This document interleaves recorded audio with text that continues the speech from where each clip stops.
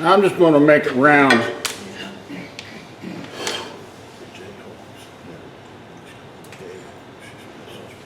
Just roughing gouge. Let me make it round first.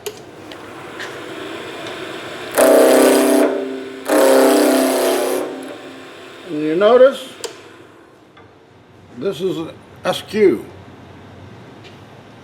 This roughing gouge is the same as a skew. It's just got a curved edge, straight, and a bevel. That's the bevel that's riding and guiding. Okay.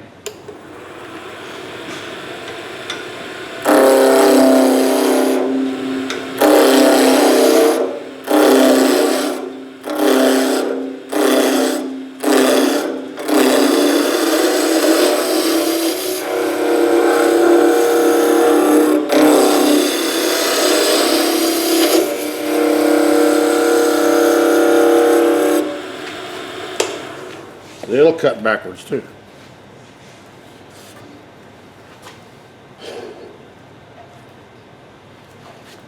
And you want to start in from the end.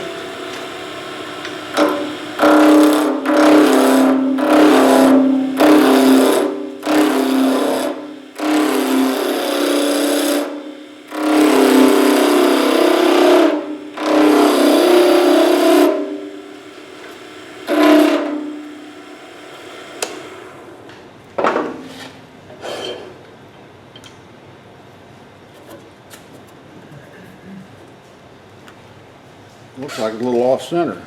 Okay.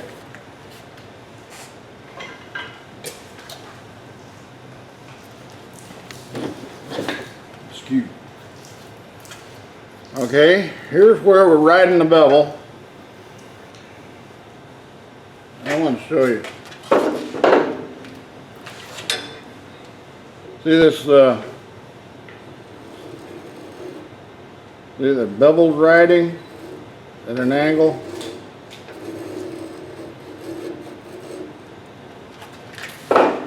Same thing with the skew.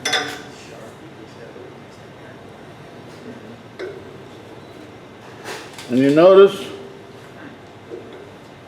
where it's cutting? Right about in here, just below center. You get above center, you're getting in dangerous territory. And I'll be doing a lot of cutting with the heel even. But here's where catches come. If you get up here on the heel, that's where you get your threads. Or if you get too high on the point, that's the scary one. That digs in. So keep it down here in the bottom third.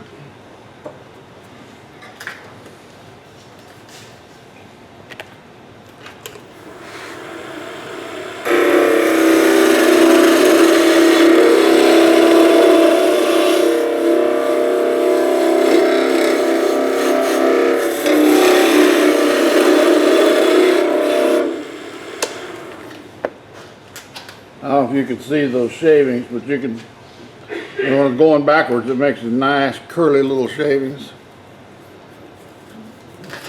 It's not quite as smooth a cut.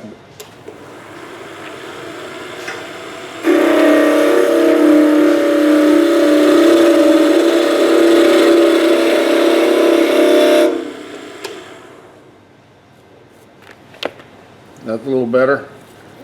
Almost don't need sandpaper. What I was doing here, that's called a planing cut. Now there's a peeling cut. I don't care for it, but it's useful for quick. That's where the edge is parallel with the axis. Kind of right in the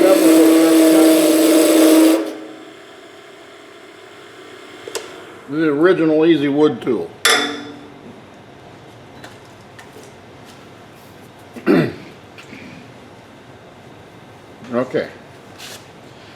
Now, V-cuts. These are with the point down, handle low, just like we were doing on the pommel, but straight in.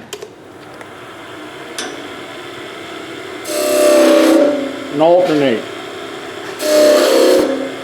Again, I'm holding the edge at about 1 o'clock and 11 o'clock. 1 o'clock and 11 o'clock. Okay. 11 o'clock, 1 o'clock, 11 o'clock, 1 o'clock. Now, here's one limit is your combined angle, your sharpening angle. You can only go as deep as that angle will let you go. See, so I was almost at the bottom without making it really wide.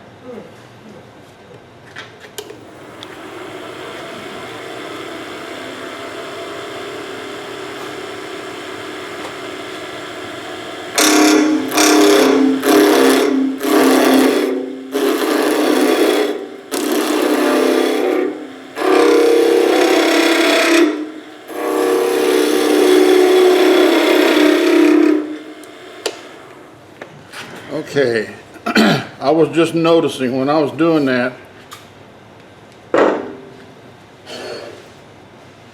was getting a little You're off the screen now. off the screen.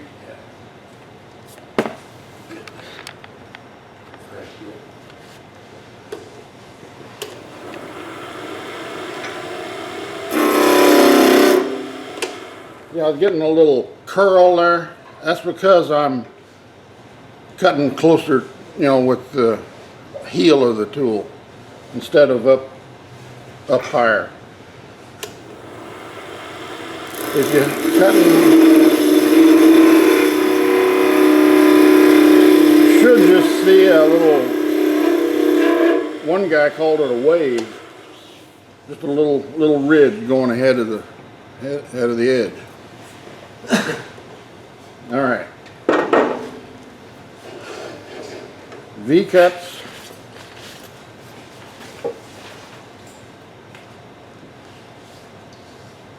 Oh, okay. These are regular V-cuts. Now there's another V-cut called, Mike Darlow calls this a sideways V-cut, where one edge is perpendicular and the other is at an angle. And that's like kind of like what we did here. The grinding bevel is perpendicular with the axis, and we turn it over about 1 or 2 o'clock.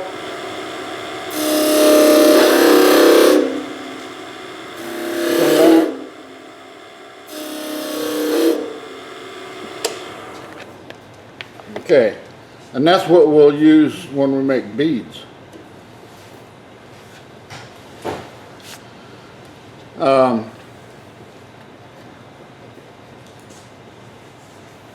All right, let me introduce the other kind of Skew Chisel.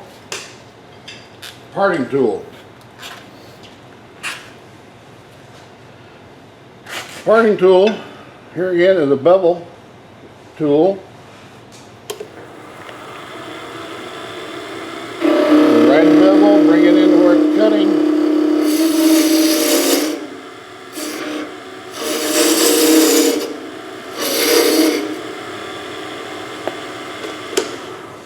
Now you notice, see, it's got a little torn grain here on the edges, kind of ragged. You can eliminate some of that by first starting out as kind of a scrape and then go into the bevel.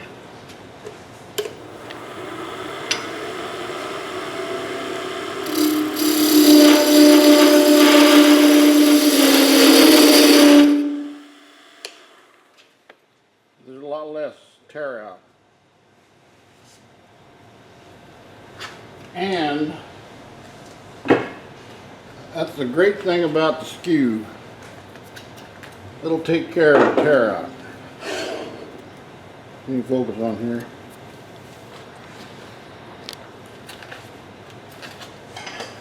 I'm going to just kind of cut this off with a parting tool.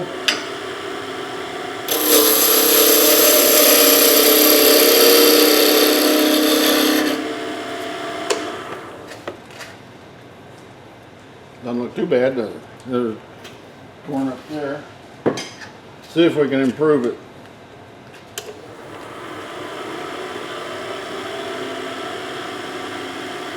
Alright, in this case, here again, the bevel is perpendicular to the axis, not the tool, the bevel. The bevel is guiding it, not the tool. Bevel perpendicular to the axis. Basically an orientation at 12 o'clock, but it's actually 1 minute past 12. So just a little bit past 12, so the heel side is just giving a little bit of clearance.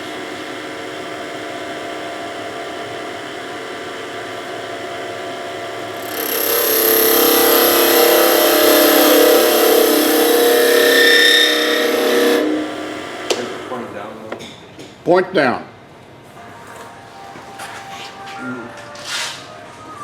See, that looks a little bit better than with the parting tool.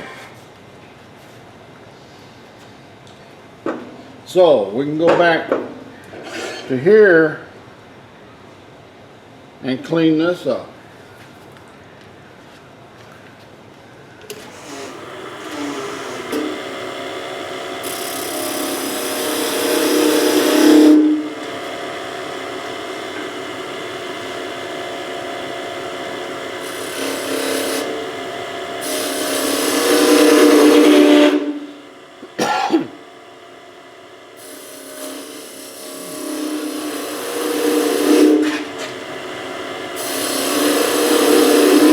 It doesn't take a lot of pressure.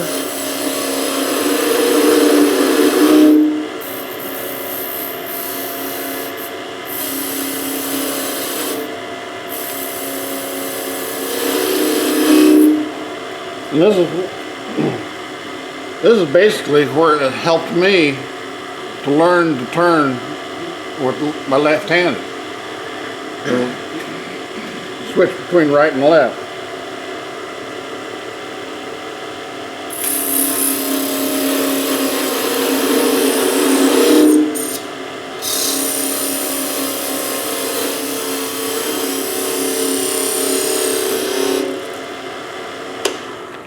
Then you make a captive ring.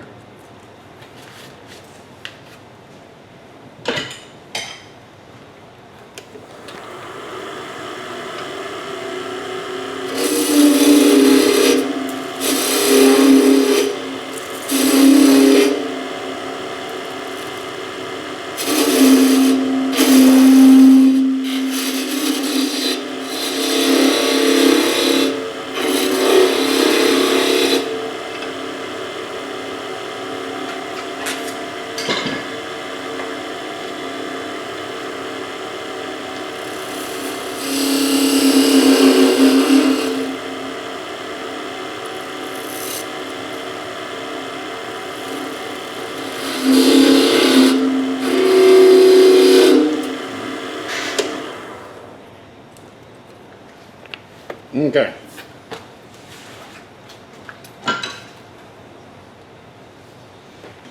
Now, personally, I think the Skew Chisel is the easier way to make beads than with the gouge. Where's the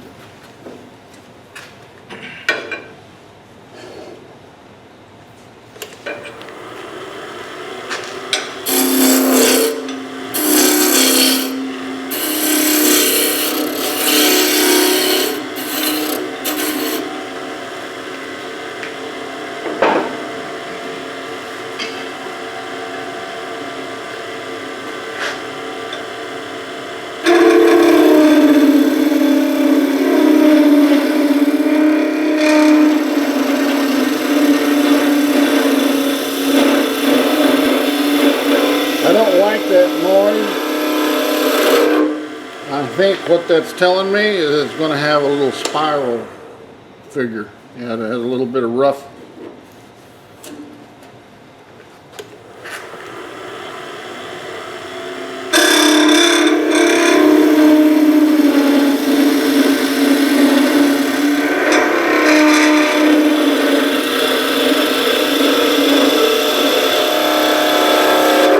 Once you get that, it's hard to get rid of.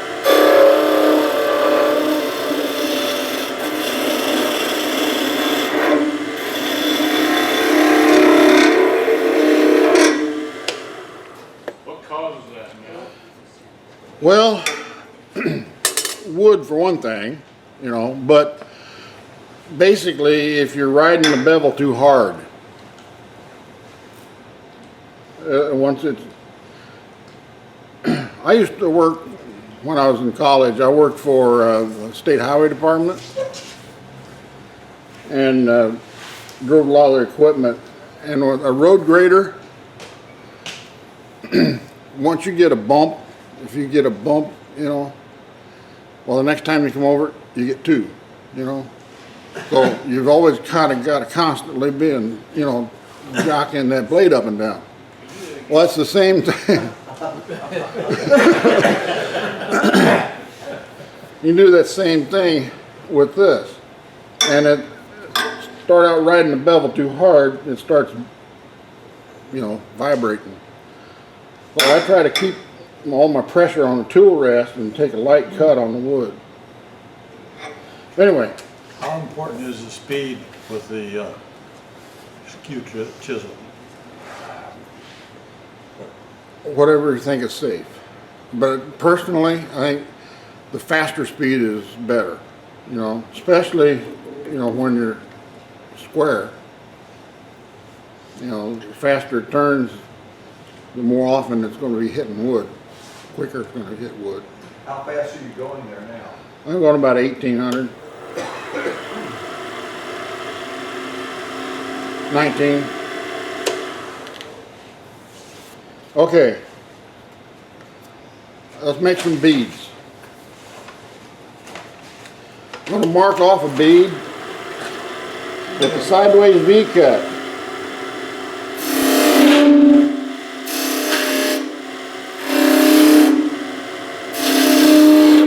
That'll be one side.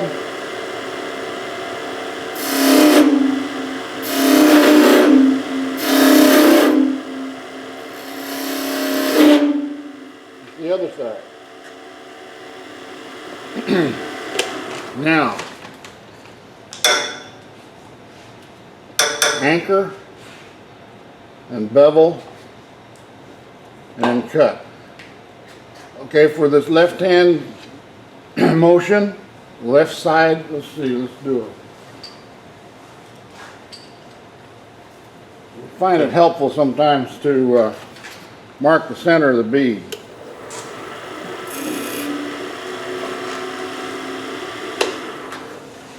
All right, the tool shaft perpendicular, and I'm just going to ride the bevel until I get the very heel. The heel does the cutting here. And I'm going to turn it, and I'm using this hand. See, I'm gripping the tool with my thumb on top. I got my monkey tail underneath the tool rest. Okay? I'm going to go like this, and you should end up perpendicular at 12 o'clock. I don't always get that done.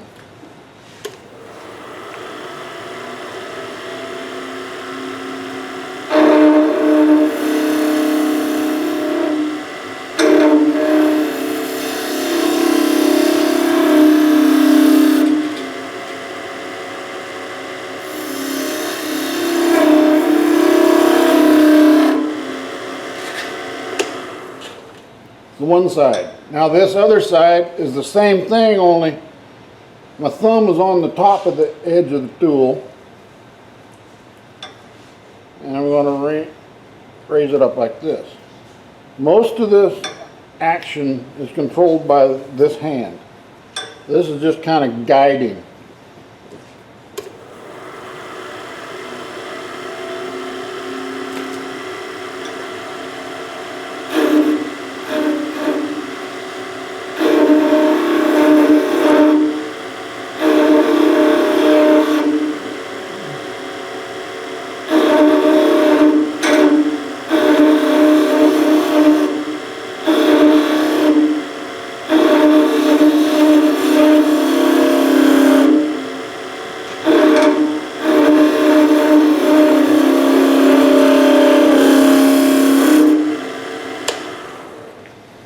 Okay.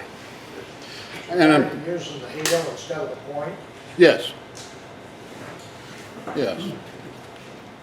What did you say generally causes the catching? The catching, Where you really dig into the wood. well, it's usually one of two things. I mean, whether you get the heel caught in the wood, you know, too much heel, and basically not riding the bevel. Because even when I'm cutting with the heel, I'm riding the bevel. But if you come off that bevel, that's where you lose control. So it's ride the bevel, ride the bevel. Or the worst one is you're getting the toe cut. You know, here again, see, the belt comes off the bevel. All right, let's. How come you use the heel on one and the toe and the? I use heel on both. Earlier though, you were using the No, toe you were cut. using the top on the, you went with the heel this way and then you went the other, you didn't, instead of using the heel, you used the top of the skew. On the bead? Yeah. No, I use the heel on both. On the Oh, palm. you mean over here? No, I mean, I thought you used the heel going this way on the bevel, or going one way, and then you just used the top of it going the other. No. Okay, that's what I thought. Let's do another one.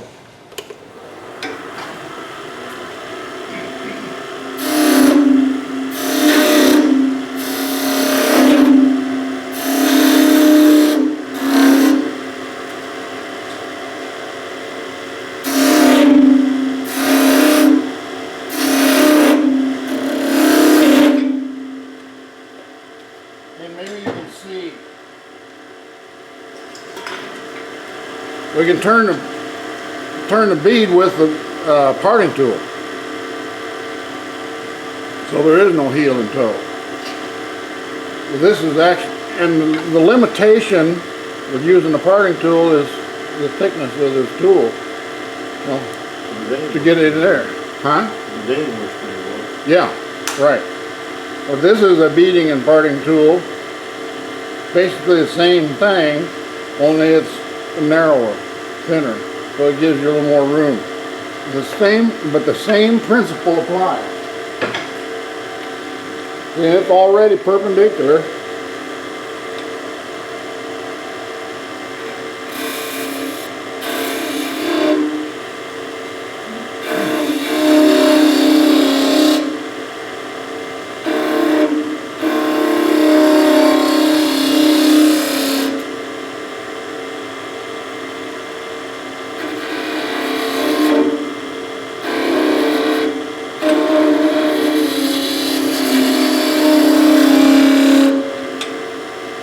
Kind of lopsided.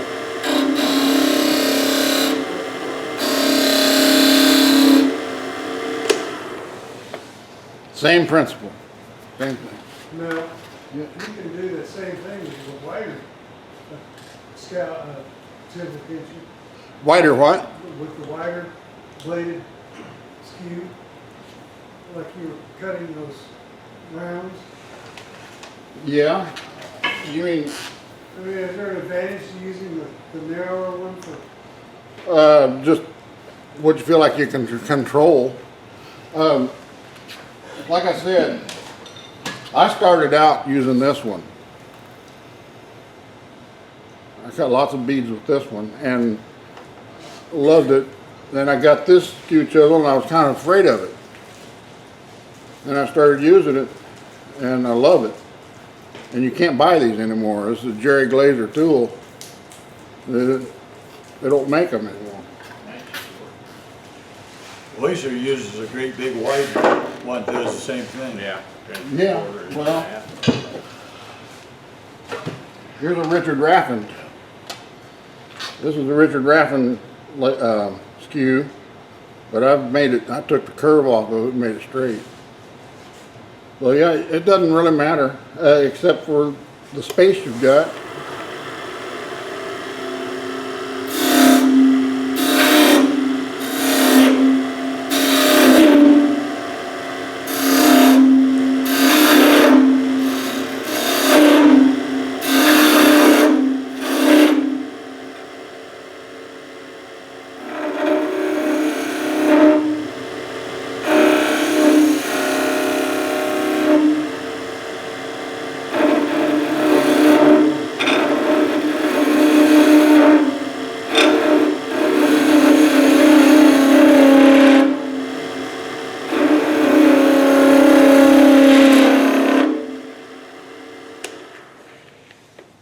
You can use them all. That's where it really helps to mark your center, Yeah. if you want yeah, even. Yeah. Okay. Beads. Another one.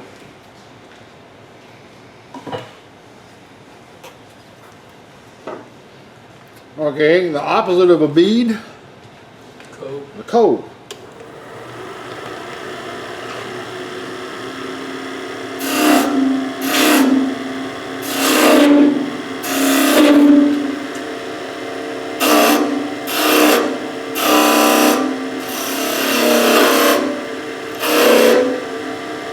All right, now then, here's where I will use a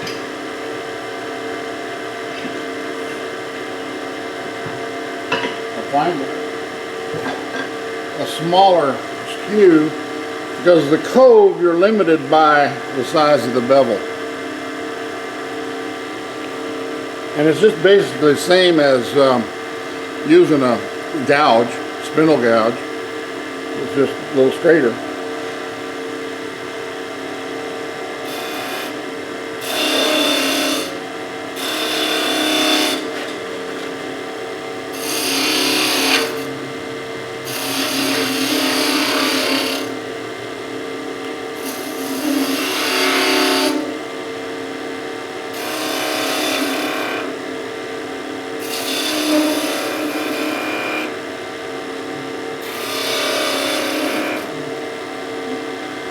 And we'll put a little round over on it.